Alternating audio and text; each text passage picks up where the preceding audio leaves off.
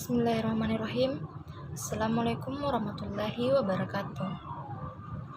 Perkenalkan, nama saya Asmiang Reni, NIM 17 12 30524. Di sini, saya akan mempresentasikan tugas final mata kuliah Sistem Pendukung Manajemen yang diampu oleh dosen Ibu Nur Fajriah Muhlis, Eskom MMSI.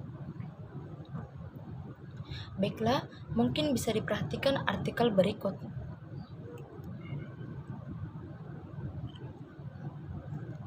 Berdasarkan artikel tersebut, jika Anda berperan sebagai pemerintah, dalam hal ini seorang Presiden Republik Indonesia, buatlah masing-masing keputusan berdasarkan 4 gaya pengambilan keputusan: langsung atau direktif, analitis, konseptual, dan behavior mengenai pemberian vaksin Sinovac bagi seluruh rakyat Indonesia. Sebelum lebih lanjut, kita perlu mengetahui pengertian dari keempat gaya pengambilan keputusan tersebut. Yang pertama, gaya langsung atau direktif.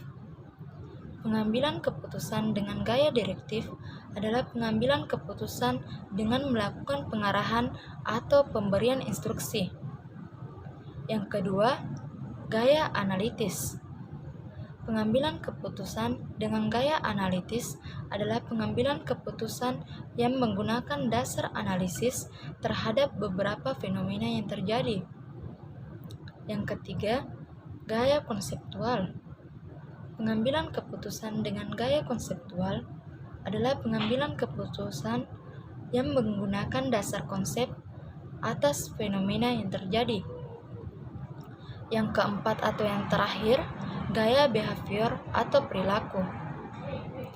Pengambilan keputusan dengan gaya behavior adalah pengambilan keputusan yang menggunakan dasar analisis terhadap perilaku bawahan atau rekan kerja.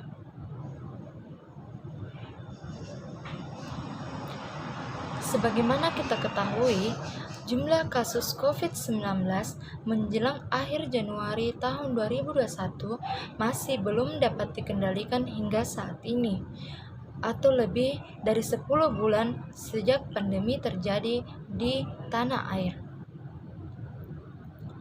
Hal ini terlihat dari kasus harian COVID-19 mulai rutin di atas angka 10.000 kasus. Saat ini, Indonesia sedang merencanakan program vaksinasi COVID-19 yang sudah mendapatkan izin penggunaan darurat atau Emergency Use Authorization vaksin virus corona dari Badan Pengawas Obat dan Makanan atau BPOM.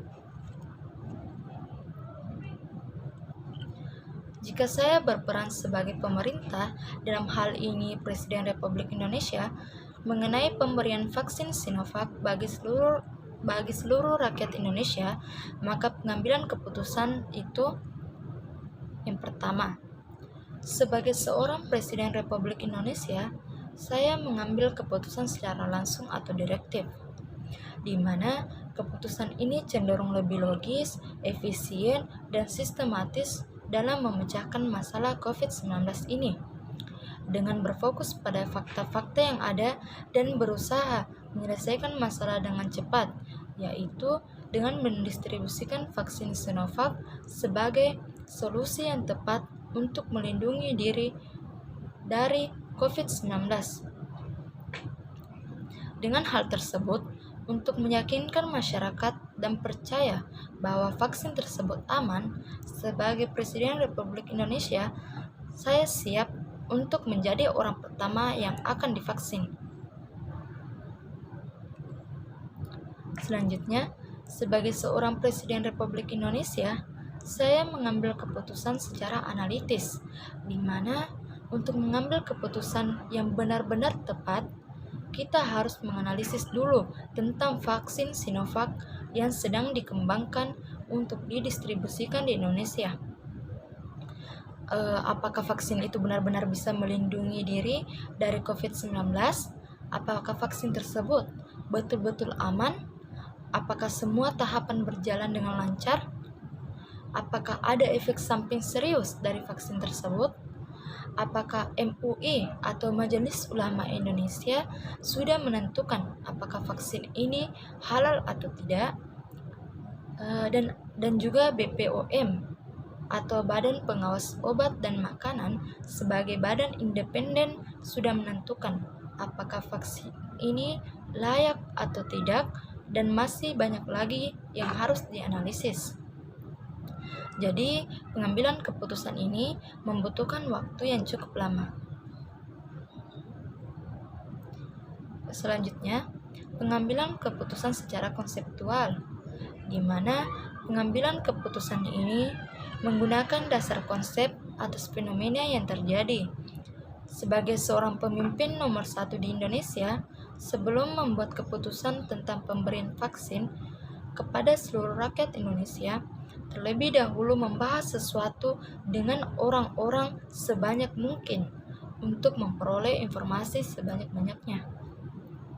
Dan kemudian baru membuat keputusan apakah vaksin tersebut memang perlu didistribusikan atau tidak.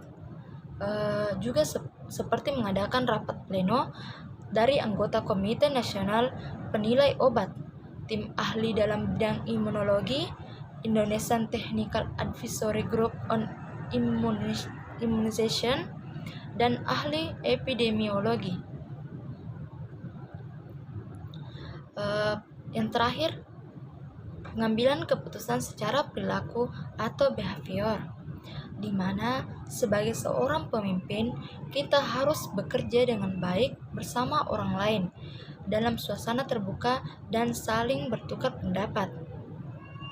Jadi, pengambilan keputusan ini dilakukan seperti rapat terbuka yang diberitakan menggunakan media massa, agar semua masyarakat tahu apa hasil dari rapat tersebut, dan juga sebagai presiden harus memperhatikan kepentingan kelompok atau para masyarakat di luar yang dianggap lebih utama dari kepentingan pribadi.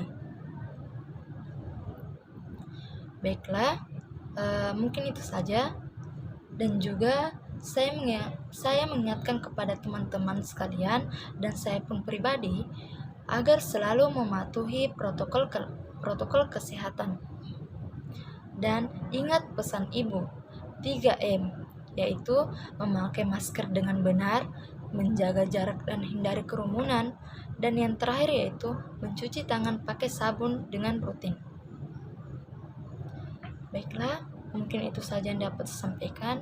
Lebih dan kurangnya mohon dimaafkan. Wabillahi taufiq wal hidayah. Wassalamualaikum warahmatullahi wabarakatuh.